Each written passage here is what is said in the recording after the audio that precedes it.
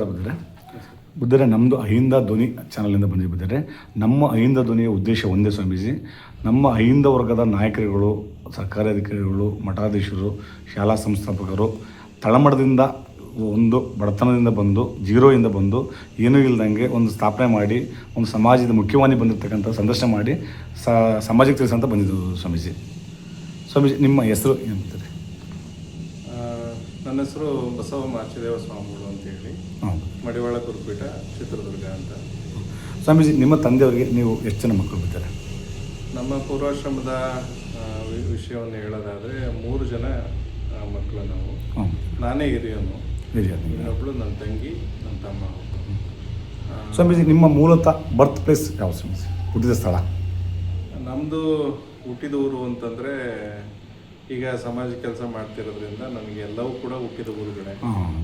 ಆದರೆ ಪೂರ್ವಾಶ್ರಮದ ಜನಿಸಿರುವಂಥ ಊರು ಯಾವುದು ಅಂತಂದರೆ ಹರಿಹರ ತಾಲೂಕು, ದಾವಣಗೆರೆ ಜಿಲ್ಲೆ, ಗುತ್ತೂರು ಅಂತ ಹೇಳಿ. ಗುತ್ತೂರು ಅಂತ ಒಂದು ಗ್ರಾಮ, ಸಣ್ಣ ಗ್ರಾಮ. ಈಗ ಹರಿಹರಕ್ಕೆ ಹೊಂದ್ಕೊಂಡು ಇರುವಂಥ ಗ್ರಾಮ ಆಗಿದೆ. ನಿಮ್ಮದು ಶಿಕ್ಷಣ ಏನಾಗಿದೆ? ಭೌತಿಕವಾಗಿದ್ದ ಶಿಕ್ಷಣವನ್ನು ಅಂದರೆ MA ಕೂಡ ನಾವು ಈಗಾಗಲೇ ಮಾಡಿರುವಂಥದ್ದು, ಮತ್ತು ಗೌರವ ಡಾಕ್ಟ್ರೇಟು ಕೂಡ ಈಗಾಗಲೇ ಬಂದಿರುವಂಥದ್ದು. ಸೊ ಆ ಎಲ್ಲ ಎಜುಕೇಷನನ್ನು, ಶಿಕ್ಷಣವನ್ನು ನಾವೆಲ್ಲ ಇವತ್ತು ಮಾಸ್ಟರ್ ಡಿಗ್ರಿಯನ್ನು ಪಡೆದಿರುವಂಥದ್ದು. ಉನ್ನತ ವ್ಯಾಸಂಗ, ಉನ್ನತ ಶಿಕ್ಷಣ ಏನು ನಾವು ಕಲಿಯಬೇಕು ಅನ್ನುವಂಥದ್ದು, ಮತ್ತು PhD ಕೂಡ ಮಾಡಬೇಕು ಅನ್ನುವಂಥ ಉದ್ದೇಶನೂ ಕೂಡ ನನಗಿದೆ. ಮುಂದಿನ ದಿನಮಾನಗಳಲ್ಲಿ ಖಂಡಿತನೂ ಕೂಡ ಅದನ್ನು ಮಾಡಬೇಕು ಅನ್ನುವಂಥ ಒಂದು ಅಭಿಲಾಷೆ ಇದೆ ಖಂಡಿತ. ನೀವು ಒಂದು ಶಾಲಾ ದಿನಗಳಲ್ಲಿ ಮತ್ತು ನಿಮ್ಮ ಆ ಒಂದು ಊರಿಗೆ ಹುಟ್ಟಿದ ದಿನಗಳಲ್ಲಿ, ಪ್ರೌಢಾವಸ್ಥೆ ದಿನಗಳಲ್ಲಿ ನೀವು ಮುಂದೆ ಈ ಥರ ಆಗ್ತಂತ ಅನ್ಕೊಂಡಿದ್ದೀರಿ? ಇಲ್ಲ, ಖಂಡಿತವಾಗಿ ನಮ್ಮ ಕುಟುಂಬದ ವಿಷಯವನ್ನು, ಅಂದರೆ ನಮ್ಮ ಪೂರ್ವಾಶ್ರಮದ ಕುಟುಂಬದ ಹೇಳಬೇಕು ಅಂದರೆ, ನಮ್ಮ ಅಜ್ಜಿನೂ ಕೂಡ ಗುರು ಹಿರಿಯರ ಸಂಪ್ರದಾಯವನ್ನು ಇಟ್ಕೊಂಡೇ ಬಂದಿರುವಂಥದ್ದು. ನಾನು ಕೂಡ ಅಲ್ಲಿ ಬರುವಂಥ ನಮ್ಮ ಅಜ್ಜನ ಮನೆಗೆ ಬರುವಂಥ ಅಥವಾ ನಮ್ಮ ಮನೆಗಳಿಗೆ ಬರುವಂಥ ಯಾರೇ ಸಾಧುಗಳು ಬಂದರೂ ಕೂಡ ಅವರಿಗೆ ತುಂಬ ಚೆನ್ನಾಗಿ ಪ್ರಸಾದವನ್ನು, ಊಟ ವಿನಿಯೋಗವನ್ನು, ಪ್ರಸಾದವನ್ನು ನಾನು ಮಾಡಿಸ್ತಾ ಇದ್ದೆ. ಅಲ್ಲಿ ನಮ್ಮ ಮಠದಲ್ಲಿ, ಅಂದರೆ ನಮ್ಮ ಊರಿನಲ್ಲಿ ಒಂದು ಸಿದ್ದಪ್ಪಾಜಿ ಮಠ ಅಂತ ಹೇಳಿ ಇವತ್ತು ಕೂಡ ಇದೆ. ನಾವು ಬೇಕಾದ್ರೆ ಆ ಕಡೆ ಹೋದಾಗ ಹೋಗಿ ಬರ್ಬೋದು. ಸುಮಾರು ಒಂದು ಹತ್ತತ್ರ ಒಂದು 6.5 7 ಅಡಿವಷ್ಟು ಅವರು ಬುದ್ಧಿಯವರು, ಅದು ಸಿದ್ದಪ್ಪಾಜಿ ಅಂತ. ಅವರ ಶರೀರ ತುಂಬ ಒಂದು ರೀತಿ ಬಾಹುಬಲಿ ಇರುವಂಥ, ಶಾರೀರಿಕವಾಗಿರುವಂಥ, ಸದೃಢವಾಗಿರುವಂಥ ಶರೀರ. ಸುಮಾರು ಒಂದು 6.5 ಅಡಿ ಅವರು ಇದ್ದು ಆ ಮಠಕ್ಕೆ.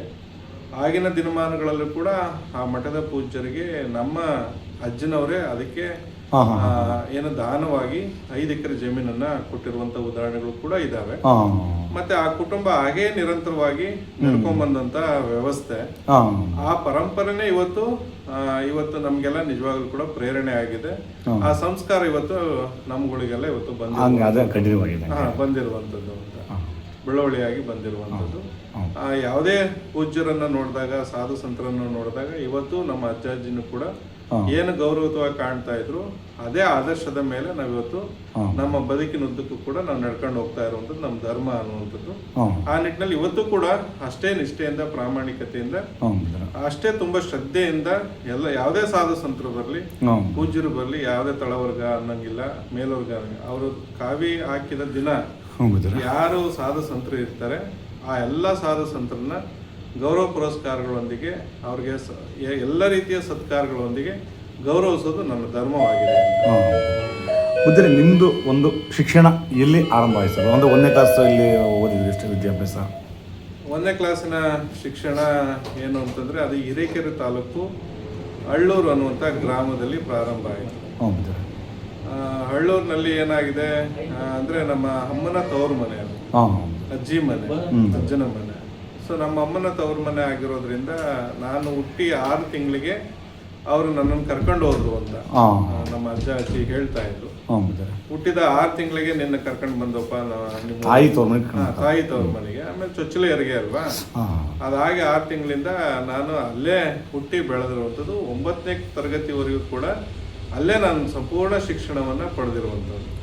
ಅದಾದ ನಂತರ ಹೆಚ್ಚಿನ ಶಿಕ್ಷಣಕ್ಕೋಸ್ಕರವಾಗಿ, ಹೆಚ್ಚಿನ ವಿದ್ಯಾಭ್ಯಾಸಕ್ಕೋಸ್ಕರವಾಗಿ ನಾನು ಮುರುಘಾ ಮಠಕ್ಕೆ ಬರ್ತೀನಿ. ಚಿತ್ರದುರ್ಗ ಮುರುಘಾ ಮಠಕ್ಕೆ ಬಂದು ಅಲ್ಲಿಂದನೇ ಮುರುಘಾ ಮಠದಿಂದ ನಾನು ಸನ್ಯಾಸತ್ವದ ಒಂದು ಪ್ರಯಾಣ ಪ್ರಾರಂಭ ಆಗುತ್ತೆ.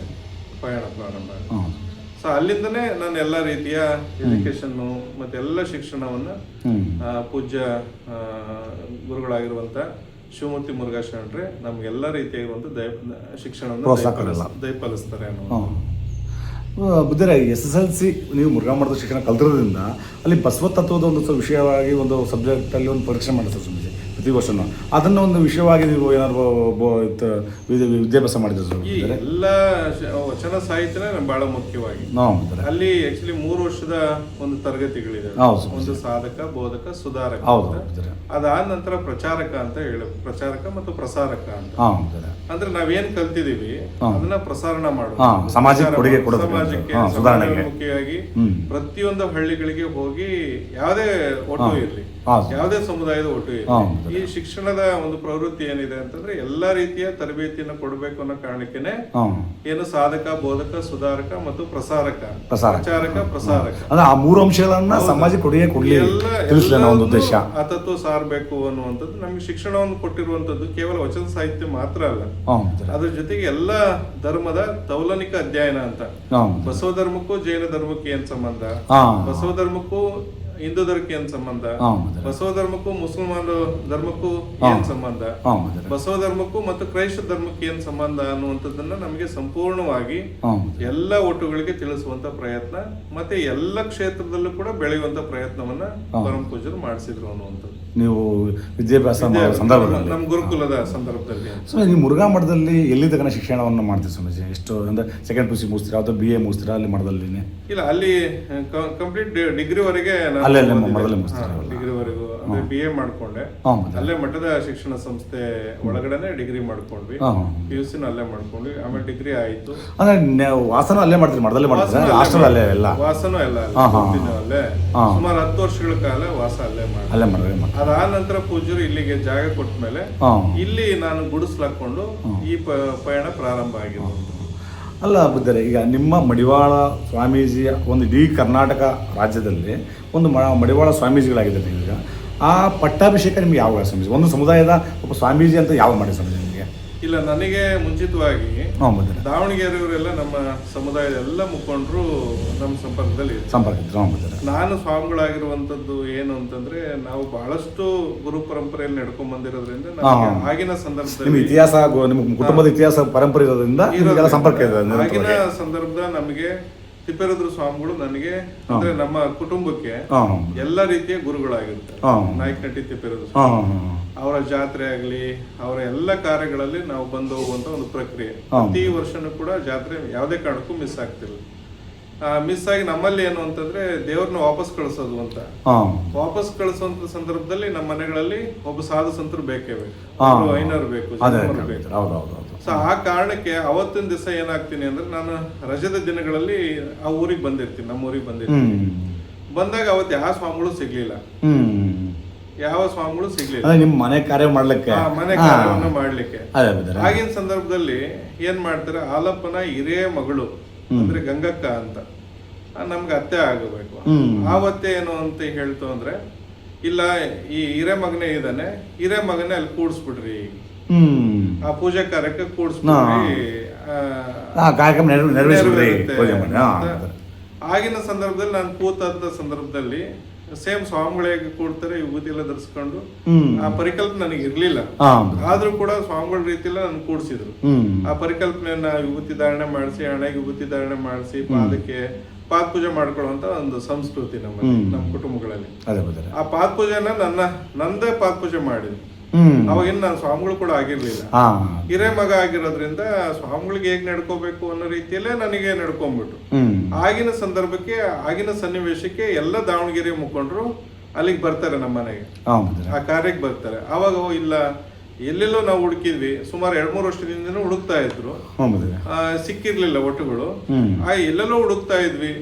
ನಮ್ಮ ಚಂದ್ರಪ್ಪನ ಮಗನ್ನ, ಹಾಲಪ್ಪನ ಮೊಮ್ಮಗನ್ನ ಸ್ವಾಮಿಗಳು ಮಾಡಿದ್ರೆ ಚೆನ್ನಾಗಿರುತ್ತಲ್ಲ ಅಂತೇಳಿ ಅವತ್ತು ಅನ್ಕೊಂಡ್ರು. ನನಗೇನು ಹೇಳಿರ್ಲಿಲ್ಲ. ಹಾಗೆ ಹೆಚ್ಚಿನ ಅಭ್ಯಾಸಕ್ಕೋಸ್ಕರ ಶಿಕ್ಷಣಕ್ಕೆ ಬಂದಾಗ ಸ್ವಾಮೀಜಿ ಅವರು ಇಲ್ಲ ಒಟ್ಟೊಂದು ಮಾಡ್ರಿ ಅಂತ ಹೇಳಿ ಅವಾಗ ಹೇಳಿದಾಗ ಅಲ್ಲಿಂದ ಇವತ್ತು ಪಯಣ ಪ್ರಾರಂಭ ಆಗಿರುವಂತ.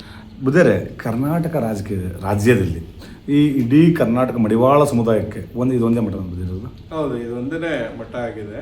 ಪ್ರಾಂತೀಯ ಮಠಗಳು ಏನಾದ್ರು ಇದಾವ? ಈಗ ಒಂದು ಜಿಲ್ಲಾವಾರು 4-5 ಜಿಲ್ಲೆಗೆ ಒಂದು ಮಠಗಳು ಇರ್ತಾವ, ಆ ಥರ ಏನೂ ಇಲ್ಲ? ಇಲ್ಲ, ಆ ಥರ ಏನಿಲ್ಲ. ಅದಕ್ಕಿಂತ ಪೂರ್ವದಲ್ಲಿ ಬೆಂಗಳೂರಲ್ಲಿ ಒಂದು ಮಠ ಆಗುತ್ತೆ. ಬೆಂಗಳೂರಲ್ಲಿ ಒಂದು ಮಠ ಆಗುತ್ತೆ. ಅದಾದ ನಂತರ ಪೂಜ್ಯರು ಮೊನ್ನೆ ಲಿಂಗೈಕ್ಯರಾದ್ರು. ಅದಾದ ನಂತರ ಅವರು ಕೂಡ ನಮಗೆ ಸಮುದಾಯಗಳನ್ನ ಕಟ್ಟುವಂತ ಕೆಲಸವನ್ನ ಮಾಡಿದ್ರು. ಆದ್ರೆ ಪ್ರಪ್ರಥಮವಾಗಿ ನಮ್ದೇ ಅಂದ್ರೆ ನಾನೇ ಫಸ್ಟ್ ದೀಕ್ಷೆಯನ್ನ ತಗೊಂಡು ಸಮುದಾಯಕ್ಕೋಸ್ಕರ ಅನ್ನುವಂಥದ್ದನ್ನ ಮೊದಲನೇ ಮಠ ಇವತ್ತು ಪ್ರಾರಂಭ ಆಗಿರುವಂಥದ್ದು ಅದು ನಮ್ಮ ಮಠದಿಂದನೇ. ಬುದ್ಧರೇ, ಈ ಮಠ ಕಟ್ಟಬೇಕಂತ ಯಾರ ಮೈಂಡಲ್ಲಿ ಬಂತು? ಅದು ಯಾಕೆ ಬಂತು? ಇಲ್ಲ, ಒಂದು ದೂರದೃಷ್ಟಿಗಳು ಸಹಜವಾಗಿದ್ದೇ ಇರ್ತವೆ. ಯಾವುದೇ ಒಬ್ಬ ವ್ಯಕ್ತಿಗೆ ಈ ಮಠ ಯಾವಾಗ ಸ್ಥಾಪನೆ ಆಗಿರೋದು? ಯಾವ ವರ್ಷ? ಯಾವುದೇ ಒಬ್ಬ ವ್ಯಕ್ತಿಗೆ ಸಹಜವಾಗಿ ದೂರದೃಷ್ಟಿ ಇದ್ದೇ ಇರುತ್ತೆ. ಕುಟುಂಬದಾಗಿರ್ಬೋದು, ಸಾರ್ವಜನಿಕ ಸಾಮಾಜಿಕವಾಗಿ.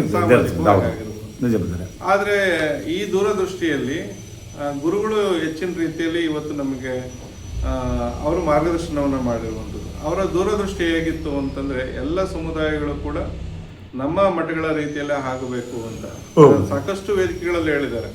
ಕೇವಲ ನಮ್ದೊಂದೇ ಬೃಹನ್ ಮಠ ಅಲ್ಲ, ನಿಮ್ದು ಕೂಡ ಬೃಹನ್ ಮಠ ಆಗ್ಲಿಕ್ರಪ್ಪ ಅಂತ ಮಾತನ್ನ ಹೇಳಿದಾಗ ಯಾರೋ ಮುರುಘಾಮಠ ಸ್ವಾಮಿ ಶಿವಮೂರ್ತಿ ಮುರುಘಾಶರಣ ಅದು ಎಷ್ಟು ಹೆಮ್ಮೆ ಆಗುತ್ತೆ ಅಂತಂದ್ರೆ, ಏನಪ್ಪಾ ನಾವು ತಲತಲಾಂತರದಿಂದ ನೋಡ್ಕೊಂತ ಬಂದಿರುವಂತ ಮಠ ಅದು. ತಲತಲಾಂತರವಾಗಿ ಆ ಮಠಗಳಿಗೆ ನಡ್ಕೊಂಡ್ ಬಂದಂತ ಸರ್ವ ಜಾತಿಯವರು ಕೂಡ ನಡ್ಕೊಂಡ್ ಬಂದಿರುವಂತ ಮಠ ಅದು. ಆ ಮಠಕ್ಕೆ ಯಾವತ್ತಿದ್ರು ಬೃಹನ್ ಮಠ ಅಂತಾನೆ ಅನ್ನುವಂತ ಅಲ್ವಾ? ಆ ಬೃಹನ್ ಮಠದ ರೀತಿಯಲ್ಲಿ ಎಲ್ಲಾ ಮಠಗಳು ಬೃಹನ್ ಮಠ ಆಗ್ಲಿ ಅನ್ನುವಂತ ಆಶಾಭಾವನೆ ಇದೆಯಲ್ಲ, ನಿಜವಾಗ್ಲೂ ಕೂಡ ಅದು ಅಪ್ರತಿಮವಾಗಿರುವಂತ ಆಶೀರ್ವಾದ ಅನ್ನುವಂಥದ್ದನ್ನ ಈ ಸಂದರ್ಭದಲ್ಲಿ ಹೇಳಲೇಬೇಕಾಗುತ್ತೆ ನಾವು. ಆ ಕಾರಣಕ್ಕೆ ಅವರ ಆಶೀರ್ವಾದದ ಮೇಲೆ ಇವತ್ತು ನಮ್ಮ ಮಠಗಳು ಇವತ್ತು ಗುಡಿಸ್ಲಿಂದ ಪ್ರಾರಂಭ ಆಗಿರುವಂತದ್ದು. ಯಾವ ವರ್ಷದಲ್ಲಿ ಸ್ಥಾಪನೆ ಆಗಿದ್ರೆ ಇದು ಮಠ? ಇದು 2009ರಲ್ಲಿ ಸ್ಥಾಪನೆ ಆಗುತ್ತೆ. ಪ್ರಥಮ ದೀಕ್ಷಾ ಪಡೆದ ನೀವೇ ಸ್ವಾಮಿ. ಈ ಜಾಗವನ್ನು ಯಾರು ಕೊಟ್ಟಿದ್ರು? ಸರ್ಕಾರ ಕೊಟ್ಟಿದ್ದ ಅಥವಾ ನಿಮ್ಮ ಸಮುದಾಯ ಖರೀದಿ ಮಾಡಿದ್ದ? ಇಲ್ಲ, ಗುರುಗಳೇ ಇದಕ್ಕೆ ಕೊಡ್ತಾರೆ. ಅಂದ್ರೆ ಮುರುಘಾಸ್ವಾಮಿ ಸ್ವಾಮಿಗಳೇ ಕೊಡ್ತಾರೆ, ಅವರೇ ಮಾಡ್ತಾರೆ. ಆಮೇಲೆ ಎಲ್ಲ ವೇದಿಕೆಗಳಲ್ಲೂ ಕೂಡ ಅಂದ್ರೆ ನಾವು ಸ್ವಾಮಿಗಳು ಆಗದೆ ಇರುವಂತ ಅಂದ್ರೆ ಆಗಿಲ್ದೇ ಇರುವಂತ ದಿನಗಳಲ್ಲಿ ಅವರು ಅನೇಕ ಕಾರ್ಯಕ್ರಮ ನಮ್ಮ ಸಮುದಾಯದ ಕಾರ್ಯಕ್ರಮಗಳಿಗೆ ಬಂದಿರ್ತಾರೆ. ಆ ವೇದಿಕೆಗಳಲ್ಲೆಲ್ಲ ಪ್ರಸ್ತಾಪ ಮಾಡಿರ್ತಾರೆ, ನಿಮ್ಮ ಸಮುದಾಯದ ಒಟ್ಟುವನ್ನು ಕೊಡಿ, ನಾವೇ ಶಿಕ್ಷಣವನ್ನ ಕೊಟ್ಟು ನಾವೇ ಅವರಿಗೆ ಜಮೀನನ್ನ ಕೊಟ್ಟು ಅಂದ್ರೆ ನಿಮ್ಮ ಮಠ ಪೀಠಗಳನ್ನ ಕಟ್ಕೊಳ್ಳಿಕ್ಕೆ ಎಲ್ಲ ರೀತಿಯಾಗಿರುವಂತ ಸಹಕಾರ ಮಾಡ್ತೀವಿ ಅಂತ ಅನೇಕ ವೇದಿಕೆಗಳಲ್ಲಿ ಹೇಳಿದಾಗ ಅವಾಗ ಸಹಜವಾಗಿ ನಾವು ಅಂತ ಸಂದರ್ಭದಲ್ಲಿ ಅವಾಗ ಕನಿಷ್ಠ ಬಹಳ ವೇದಿಕೆಗಳಲ್ಲಿ ಕೂಡ ಹೇಳ್ತಾರೆ, ಇಲ್ಲ ಈ ತರ ನಾವು ಕೊಡ್ತೀವಿ. ಎಲ್ಲಾ ಮಠಗಳಿಗೆ ಕೊಟ್ಟಿದ್ದಾರೆ. ಕೇವಲ ಒಂದೇ ನಮ್ಮ ಮಡಿವಾಳ ಸಮುದಾಯಕ್ಕೆ ಒಂದೇ ಮಠಕ್ಕೆ ಅಂತಲ್ಲ, ಇಲ್ಲಿ ಚಲವಾದಿ ಮಠಕ್ಕೆ ಕೊಟ್ಟಿದ್ದಾರೆ, ಆಮೇಲೆ ಕುಂಬಾರ ಮಠಕ್ಕೆ ಕೊಟ್ಟಿದ್ದಾರೆ, ಆಮೇಲೆ ಏನೋ ಯಾದವ ಸ್ವಾಮಿ ಮಠಕ್ಕೆ, ಈಡಿಗರು ಮಠಕ್ಕೆ ಯಾದವ ಸ್ವಾಮಿಗಳು ಮಠಕ್ಕೆ ಕೊಟ್ಟಿದ್ದಾರೆ, ಬೋವಿ ಮಠಕ್ಕೆ ಕೊಟ್ಟಿದ್ದಾರೆ, ಮಾದರ ಚೆನ್ನೈ ಸ್ವಾಮೀಜಿಯವ್ರ ಮಠಕ್ಕೆ ಕೊಟ್ಟಿದ್ದಾರೆ, ನಮ್ಮ ಸೇವಲಾ ಸ್ವಾಮೀಜಿಯವ್ರ ಮಠಕ್ಕೆ ಕೊಟ್ಟಿದ್ದಾರೆ. ಸೊ ಈ ರೀತಿ ಮೇದರ್ ಕೇತೇಶ್ವರ ಮಠಕ್ಕೆ ಕೊಟ್ಟಿದ್ದಾರೆ.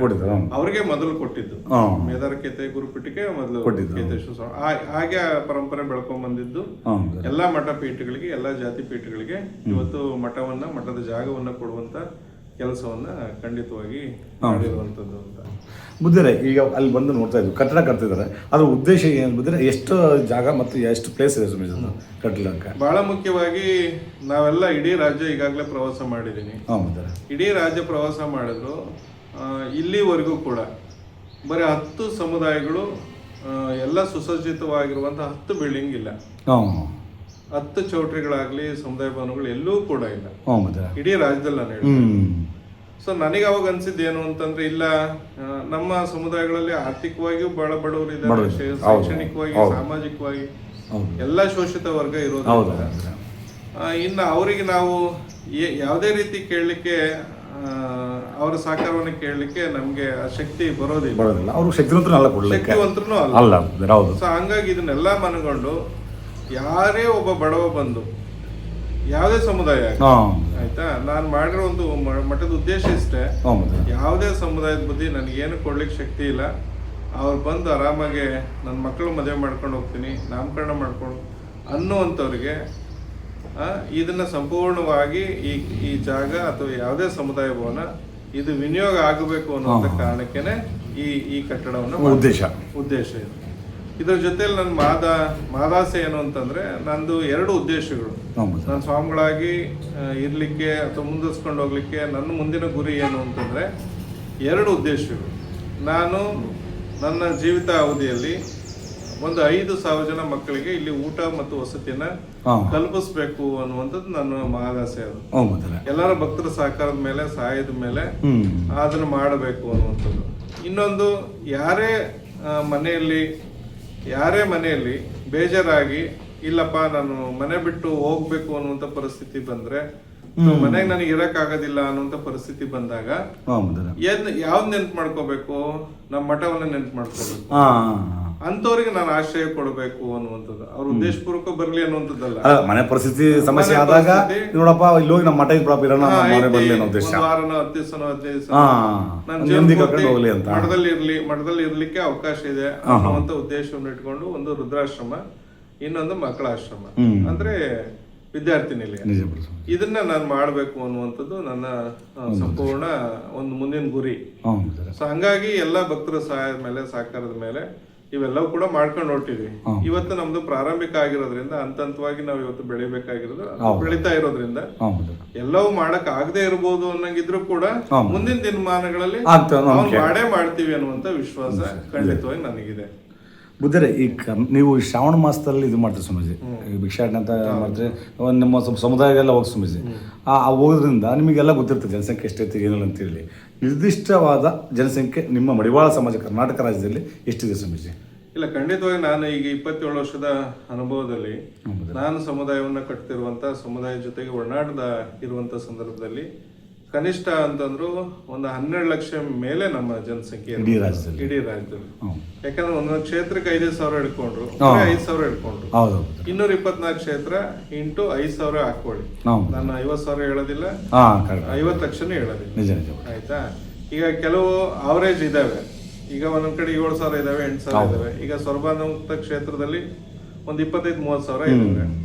ನಾನು 25,000-30,000 ಎಲ್ಲ ಕಡೆಗಿದೆ. ಅವರೇಜ್ ಎಲ್ಲ ಸೇರಿ 5,000 ನೀವು ಹಾಕೊಂಡ್ರು ಇಂಟು ಅಲ್ಲಿ 224 ಕ್ಷೇತ್ರ ಹಾಕೊಂಡ್ರೆ ಎಷ್ಟು ಬರುತ್ತೆ ಅಷ್ಟು ಅಲ್ವಾ? ಒಂದ್ ಕಡೆಗೆ ಹೆಚ್ಚಾಗಿರ್ಬೋದು, ಇನ್ನೊಂದ್ ಕಡೆ ಕಡಿಮೆ ಆಗಿರ್ಬೋದು. ಆದ್ರೆ ಖಂಡಿತವಾಗಿ 5,000 ಇಲ್ಲದೆ ಇಲ್ಲ ಅನ್ನುವಂಥದ್ದು ಬಹಳ ಸ್ಪಷ್ಟವಾಗಿ ಹೇಳ್ತೀನಿ. ಕನಿಷ್ಠ ಒಂದು 30ರಿಂದ 40 ಕ್ಷೇತ್ರದಲ್ಲಿ ಒಂದು 10,000 ಮೇಲೆ, 15,000 ಮೇಲೆನೆ ಇರುವಂಥದ್ದು.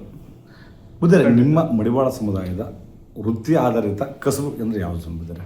ಅಲ್ಲ, ನಮ್ಮ ಸಮುದಾಯದ ವೃತ್ತಿ ಆಧಾರಿತ ಕಸುಬು ಅಂತಂದ್ರೆ ಬಟ್ಟೆ ತೊಳೆಯದೆ ಮತ್ತು ಐರನ್ ಮಾಡೋದು, ಅಂದ್ರೆ ಇಸ್ತ್ರಿ ಮಾಡುವಂಥದ್ದು. ಇವೆರಡು ಕುಲಕಸುಬುಗಳು ಬಿಟ್ರೆ ಬೇರೆ ಯಾವ ಕೂಡ ನಮ್ಮಲ್ಲಿ ಇಲ್ಲ. ಅದ್ರ ಜೊತೆಗೆ ಸಣ್ಣ ಪುಟ್ಟ ಕೂಲಿ ನಾಲಿ ಮಾಡ್ಕೊಂಡು ಅವುಗಳು ವೃತ್ತಿ ಪರವಾಗಿ ವೃತ್ತಿ ಕೆಲಸಗಳು ಅನ್ನೋದಾದ್ರೆ ಅವೆರಡೇ ಕಾಯಕ. ನಮ್ಮ ವೃತ್ತಿ ಕಾಯಕ, ವೃತ್ತಿ ಕುಲಕಸುಬು ಅಂತಂದ್ರೆ ಬಟ್ಟೆ ತೊಳೆಯೋದು ಮತ್ತು ಇಸ್ತ್ರಿ ಮಾಡೋದು. ಇವೆರಡೇ ಆಧಾರಿತವಾಗಿರುವಂತ ಜೀವನ ಶೈಲಿಗಳು. ಬದುಕು ನಡೆಸಲಿಕ್ಕೆ ಇವೆರಡೇ ನಮ್ಮ ಕುಲಕಸುಬುಗಳು ಇವತ್ತು ಆಗಿದಾವೆ.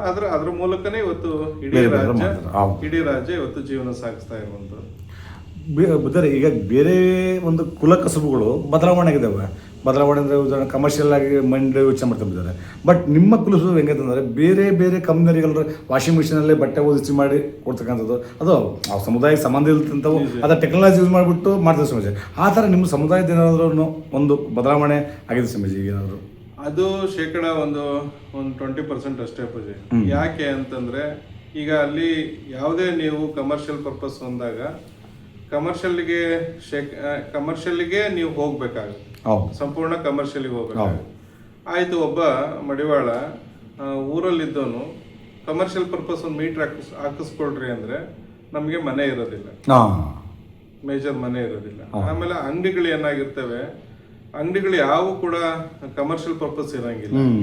ಆಮೇಲೆ ನಮ್ಗೆ ಅಂಗಡಿಯಲ್ಲಿ ನಾವು ಕೆಲಸ ಮಾಡ್ಬೇಕು ಅನ್ನೋ ಪರಿಕಲ್ಪನೆ ಇಲ್ಲ. ಯಾವ್ದೋ ಒಂದ್ ಕಟ್ಟೆ ಮೇಲೆ, ಹಂಚಿನ ಮೇಲೆ, ಬಾವಿ ಕಟ್ಟೆ ಮೇಲೆ, ಆಮೇಲೆ ಯಾರಾದ್ರೂ ಪರ್ಸಿ ಮೇಲಿರುತ್ತಲ್ಲ, RCC ಕೆಳಗಡೆ ಜಾಗ ಇದ್ರೆ ಅಷ್ಟಿದ್ರೆ ಸಾಕು. ನಮ್ಮಲ್ಲಿ ಕಮರ್ಷಿಯಲ್ ಆಗಿ ನಡೆಸ್ಕೊಳ್ಳುವಂತ ರೀತಿಯಲ್ಲಿ ಇತ್ತು.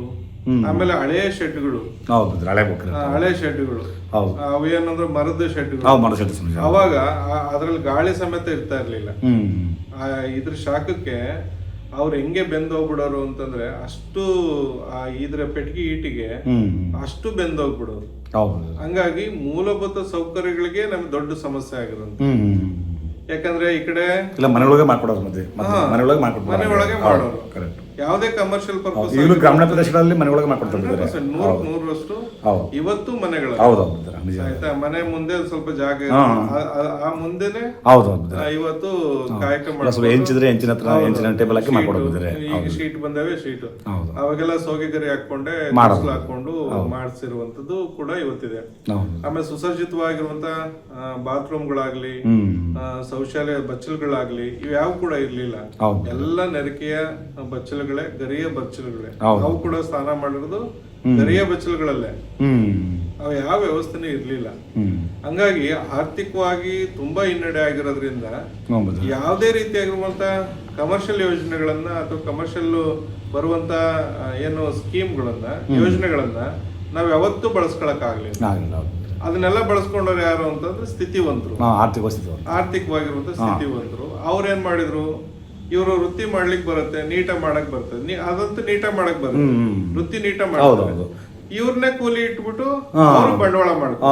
ಅವ್ರು ಇನ್ವೆಸ್ಟ್ಮೆಂಟ್ ಮಾಡೋರು ಲೇಬರ್ಸ್ ತರ ನಮ್ಮನ್ನ ಈಗ ಒಂದ್ ಅಂಗಡಿಗೆ ಕಮರ್ಷಿಯಲ್ ಪರ್ಪಸ್ ಅವ್ನ ಅಂಗಡಿ ಮಾಡ್ದ ಅಂದ್ರೆ ಅದ್ರ ಕನಿಷ್ಠ 15-20 ಜನ ನಮ್ಮ ಸಮುದಾಯದವ್ರು. ಒಂದ್ ಪೀಸ್ ಲೆಕ್ಕ 5 ರೂಪಾಯಿನೋ 2 ರೂಪಾಯಿನೋ ಬಹಳ ಅಂದ್ರೆ 5 ರೂಪಾಯಿ ಅಂದ್ರೆ ಬಹಳ ಆಗಿತ್ತು ಆಗಿನ ದಿನಮಾನಗಳಲ್ಲಿ. ಅದು ಈಗ ಬಂದಿತ್ತು ಅಷ್ಟೇ. 5 ರೂಪಾಯಿ ಬಹಳ, 6 ರೂಪಾಯಿ ಒಂದ್ ಪೀಸಿಗೆ ಅನ್ನಂಗೆ. ಅವಾಗ 2 ರೂಪಾಯಿ 3 ರೂಪಾಯಿ ಇವರೆಲ್ಲ 30 ವರ್ಷ 40 ವರ್ಷ ಕೆಲಸ ಮಾಡ್ತಾರೆ, ಅದೇ ಉದ್ಯೋಗ ಕಾಯಕ ಮಾಡಿದವ್ರೆ. ಈಗ ಕಮರ್ಷಿಯಲ್ ಪರ್ಪಸ್ ಆಗಿ ಅದನ್ನ ಮಾಡಿದಾಗ ಅದ್ರ ರೇಟ್ಗಳಲ್ಲಿ ವ್ಯತ್ಯಾಸ ಆಗುತ್ತೆ. ಆಯ್ತಾ, ಇವತ್ತು ಹಳ್ಳಿ ದಿನಮಾನಗಳಲ್ಲಿ ನೀವು ನೋಡಿ 50 ಪೈಸೆ ಹೆಚ್ಚಿಗೆ ಮಾಡ್ರಿ, 1 ರೂಪಾಯಿ ಹೆಚ್ಚಿಗೆ ಮಾಡ್ರಿ. ನಾನು ಅನ್ಸ್ಕೊಂಡಿದೀನಿ ಏನಪ್ಪ ಅಗಸರು ಅಲ್ಲ ಡಿಮ್ಯಾಂಡ್ ಜಾಸ್ತಿ ಆಯ್ತು ಅನ್ನುವಂಥದ್ದು ನಾವು ನೋಡಿದ್ವಿ ಅಲ್ವಾ. ಅಲ್ಲ 50 ಪೈಸೆ ಜಾಸ್ತಿ ಮಾಡಿ ಅಲ್ಲಪ್ಪ, 1 ರೂಪಾಯಿ ಜಾಸ್ತಿ ಮಾಡಿ ಅಲ್ಲಪ್ಪ ಅನ್ನುವಂಥದ್ದನ್ನ ನಾನು ಕೂಡ ನೋಡಿದ್ದೀನಿ. ಹಂಗಾಗಿ ಹಳ್ಳಿ ಮಟ್ಟದಲ್ಲಿ ಹಳ್ಳಿಯ ವಾತಾವರಣಕ್ಕೆ ತಕ್ಕಂಗೆ ನಾವು ಇರ್ಬೇಕೆ ಹೊರತು ಅದ್ರ ಮುಂದಾಗಿ ನಾವು ಕೇಳುವಂತ ಪ್ರಮೇಯನೇ ಅದು ಬರೋದಿಲ್ಲ ಅನ್ನೋದು. ಬುದ್ಧರೇ, ನೀವು ನಿಮ್ಮ ಸಮುದಾಯದವರೇ ಆಗಿರೋದ್ರಿಂದ ಮತ್ತು ನಿಮ್ಮ ಪ್ರೌಢಾವಸ್ಥೆಯಲ್ಲಿ ನಿಮ್ಮ ಮನೆ ಕುಟುಂಬದವರು ಇಸ್ತ್ರಿ ಮಾಡೋದ್ರೆ ನೀವೇನೋ ನಿಮ್ಮ ಕುಲಕಸಬು ಮಾಡಿದ್ರು ಬುದ್ಧರೇ ಅವಾಗ? ಅಲ್ಲ, 100% ನಾನು ಕುಲಕಸಬಿನಿಂದಾನೇ ಬೆಳೆದಿರೋದು. ಹೌದು 100%. ಯಾಕಂದ್ರೆ ನಾನು 5ನೇ ಕ್ಲಾಸ್ 6ನೇ ಕ್ಲಾಸ್ ಬಂದಂತ ಸಂದರ್ಭದಲ್ಲಿ ಅವತ್ತು ನನಗೆ ನಮ್ಮ ಮಾವುಗಳಾಗ್ಲಿ, ನಮ್ಮ ಅಜ್ಜ ಅಜ್ಜಿ ಆಗ್ಲಿ, ಅವರೆಲ್ಲ ವೃತ್ತಿಪರವಾಗಿರುವಂತ ನಮ್ಮ ಮಾವ ಮಾಡ್ತಿರೋದು ಅವತ್ತು ವೃತ್ತಿ ಮಾಡ್ತಾ ಇದ್ರು. ಅವಾಗ ಹೆಂಗೆ ಅಂತಂದ್ರೆ ಊರಲ್ಲಿ 5 ಮನೆ ಇದ್ರೆ 5 ಮನೆಯವರು ಮಾಡೋರು, 5 ಮನೆಯವರು ಮಾಡೋರು. ಈಗ ನಮ್ದು ಸ್ವಲ್ಪ ರೈತಾಪಿ ಕೆಲಸ ಇರೋದ್ರಿಂದ ಆ ಊರಲ್ಲಿ 2 ಮನೆ ನಮ್ದು. ಆದ್ರೆ 1 ಮನೆಯವ್ರು ಮಾಡೋರು, ಇನ್ನೊಂದ್ ಮನೆ ವ್ಯವಸಾಯ ಅದು ಇದು ಎಲ್ಲ ಮಾಡ್ಕೊಂಡು ಹೋಗುವಂತ ಒಂದು ವ್ಯವಸ್ಥೆ. ಅದ್ರಲ್ಲೂ ಕೂಡ ನಮಗೆ ನಮ್ಮ ಮಾವ ಮಾಡುವಂತ ಸಂದರ್ಭದಲ್ಲಿ ನಾನೇ ಐರನ್ ಬಾಕ್ಸ್ ಓಪನ್ ಮಾಡಿ, ಅವಾಗೆಲ್ಲ ಸೊಲ್ಲಾಪುರದ ಪೆಟ್ಟಿಗೆಗಳು ಅಂತ ಅದು ತುಂಬಾ ತೂಕ ಇರುತ್ತೆ, ಸುಮಾರು 8 kg ಮೇಲೆ ದಪ್ಪ ಹಿಡಿ ಅವೆಲ್ಲ. ಅದು ಎತ್ತಲಿಕ್ಕೆ 2 ಕೈಗಳನ್ನ, ಅವಾಗ ಚಿಕ್ಕ ವಯಸ್ಸಲ್ವಾ, 2 ಕೈಗಳನ್ನ ಎತ್ತಿ ಹಿಂಗ್ ಇಡ್ಬೇಕಾಗಿತ್ತು, ಮತ್ತೆ 2 ಕೈಗಳನ್ನ ಎತ್ತಿ ಕಲ್ ಮೇಲೆ ಇಡ್ಬೇಕಿತ್ತು. ಆಗಿನ ಸಂದರ್ಭದಲ್ಲಿ ಪೆಟ್ಟಿಗೆಗಳಿಗೆ ಬೆಂಕಿ ಹಾಕಿ ಅಂದ್ರೆ ಪೂರ್ತಿ ಪೆಟ್ಟಿಗೆ ಕಾಯೋವರೆಗೂ ನಂದೇ ಜವಾಬ್ದಾರಿ.